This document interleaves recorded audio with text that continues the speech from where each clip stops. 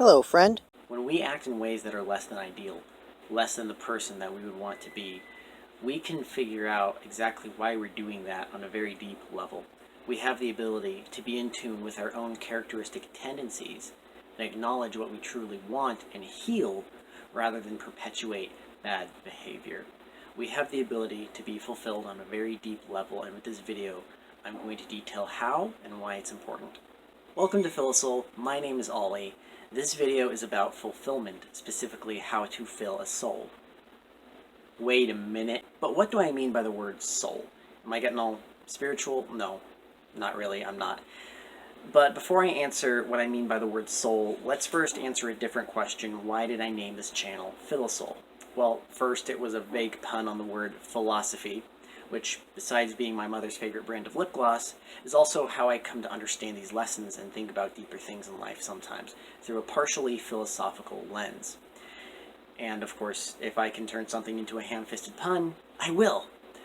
But it means to fill your soul with good things and to fix the leaks and the holes that are in your soul that drain all the good stuff that your soul needs. So what do I mean when I use the word soul? And keep in mind, this is really just my own definition for it. Soul is the word I choose to use for this. And so what I think of it as is our very consciousness, right? The essence of ourselves as our own people, our own entities, our own minds, right? And, you know, you hear people talking about, like, they might talk about a story and they'll describe it and they'll mention the soul of the story, right? And it's kind of like that. It's the part of me that makes me me, and it can't really be taken away. I'm always me, and I'm myself, despite what happens to my body or whatever. I always have my own choice. And choice is quite possibly the greatest power that a soul has, to make own deliberate choices by the soul's own volition, untouched by the manipulation of others. And of course we can be, pressured and manipulated in different ways, but that goes against what the soul is. I would say the very nature of the soul is to make choices. I'd say that's kind of like natural law, and that's why it's important as a society, as a culture, to make our own choices and not force people to live how we think they should live. That goes against the very nature of us, of ourselves as humans. But anyway, our souls, much like our bodies or our minds, need to be well taken care of. You've probably heard the term that somebody's spirit was broken, right? Well, that's not good. That's your soul we're talking about, right? It's the part of you that feels fulfilled. It's the part of you that feels existence. And we need to take good care of our souls. We need to feed our souls good things. That is the feeling of fulfillment that we seek, that we talk about. You'll hear many motivational speakers or life coaches or whoever discuss this sort of thing. And it's why people who live a life of seeking pure pleasure devoid of any real meaning tend to actually be less happy than people who do something that has meaning and purpose and fulfills them. That is filling your soul.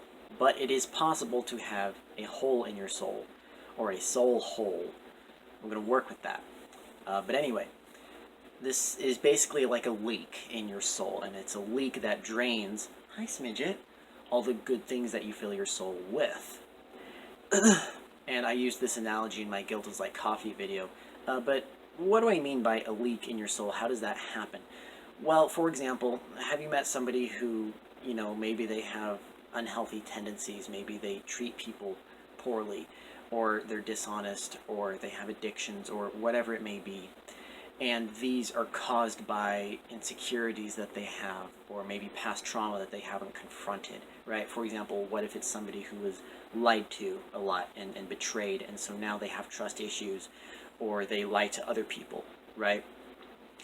This is what I think of as a hole in your soul. It can be hard to have that trust or honesty, which are good things for our soul, because of the past trauma and experiences that caused a leak in our soul. And it causes us to want to fill our soul with our actions. And remember, our soul is our very existence, our sense of existence and belonging and love and all these things.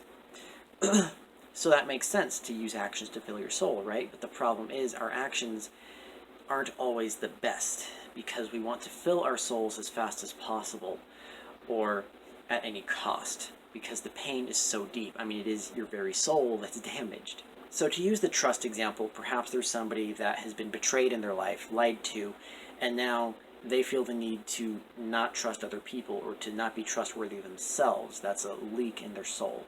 They want to be on top of the situation. They want to be the victor of the situation so that they can avoid the pain of betrayal. But as I mentioned in my Guilt is Like Coffee video, there should not be a winner or a loser when it comes to human relationships.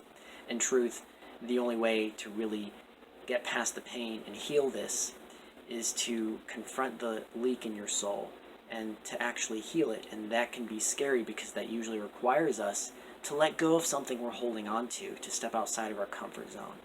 But that's the only way we're going to get through this and start to be able to live truly fulfilling and thus happy lives.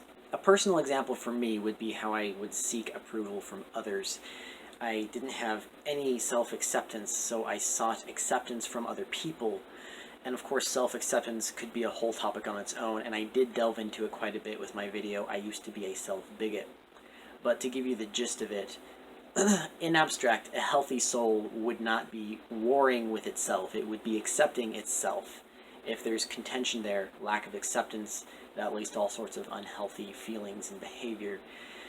So self-acceptance is important for everybody, and without it, some of the most common things that happen are to either try and put down other people to make yourself feel better about yourself, or to simply hate yourself, or oftentimes both, and I suffered with this. So what caused this in me was partially because of my dad was very strict, and basically, if you don't agree with his way, you're a bad person, you're wrong, and you're unintelligent. And my dad wouldn't flat out say this to me. On the contrary, he actually told me quite often that I was very intelligent, but he did view the world that way, and whether he meant to or not, that worldview did affect his parenting. That plus my years in the public school system before I was homeschooled from my teenage years on, basically the entire time it was, if you follow directions exactly, then you are a good person. If you do anything differently at all, you are a bad person. And school was actually quite blunt about that. Of course, those are very nonsensical ways of thinking, but being raised that way caused me to be very self-conscious, and I was raised to believe that I had nothing to offer. I just had a capacity to listen to what all the perfectly capable and mature adults were doing, and if I do that, then I'm a good person. And I was taught pretty much since birth that my own self-trust and opinions don't matter, and I was supposed to be reliant upon the opinions of other people who knew better than me. And of course, human souls are simply not meant to operate that way, plain and simple. And of course, you do listen to other people if they know something more about you in some particular subject, but even then, this is inherent. Ultimately, you are the one making the decision to listen to them and apply that to your decision making. That's just how it works. This caused me immense pain all throughout my life.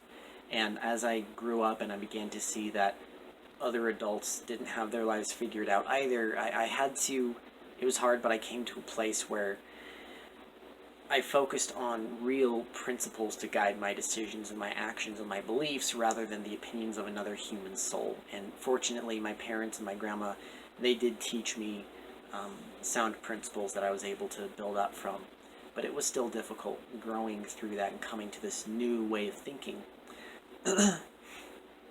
But I learned principles, I relied on principles, and that helped me build confidence in my own decisions because I knew that my decisions were based on what I knew to be truth instead of somebody's opinion.